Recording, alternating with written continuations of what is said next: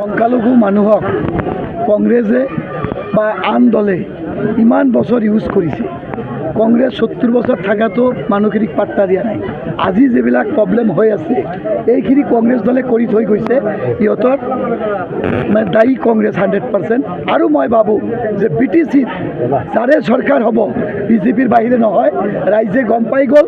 তাৰ কাৰণে সংখ্যালঘু মানুহে ভাবিছে যে আমি BJPৰ লগত ডাইৰেক্ট থাকিম, আমি ইনডাইৰেক্ট আমাক মানুহে ইউজ কৰি মানুহে ফায়দা লৈ আছে। কিন্তু সংখ্যালঘু মানুহে এটা মানে ভয়ত থাকে। কিন্তু মই এখেতৰ লগত কথা পাতিছোঁ যে আপোনালোকে ডাইৰেক্ট BJPৰ লগত থাকক, আপোনালোকৰ কোনো ভয় নাই, কোনো দৰকাৰ নাই।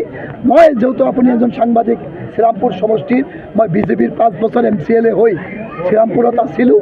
আপোনালোকে জানে যে মোৰ লগত সংখ্যালঘু মানুহৰ লগত কি এটা ঘনিষ্ঠ ৰিলেশ্যন আছে।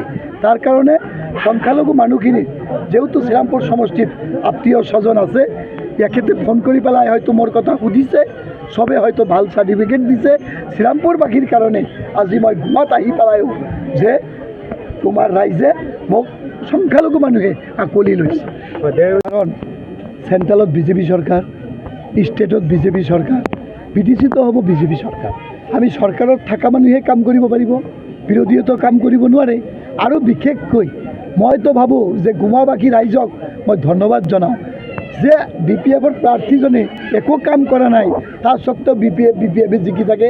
আৰু এবাৰ খালি AIUDFৰ প্ৰাৰ্থী মমিনুল ইছলাম জিকিছিল, কিন্তু সি একদম মানুহক এনেকুৱা ঠগন দিছে, তাৰ পিছত ৰাইজে তাক বিদায় দি দিছে। এইবাৰ BPFৰ যিজন প্ৰাৰ্থী দিছে, আজি নমিনেশ্যন দাখিল হৈছে, সেই মানুহজনী মানে কি আৰু কম, না কোৱালিফিকেশ্যন আছে, না কোনো এটা ভাল তাৰ যোগ্যতা আছে।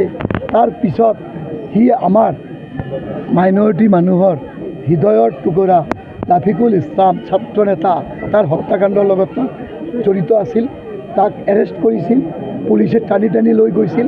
তো এনেকুৱা ব্যক্তিক যে BPFে প্ৰাৰ্থী দিছে, যিখিনি গুমাবাসীৰ ৰাইজত BPFৰ যি জাগা আছিল, এই জাগাখিনি BPFে নিজে নিজে ধ্বংস কৰিছে।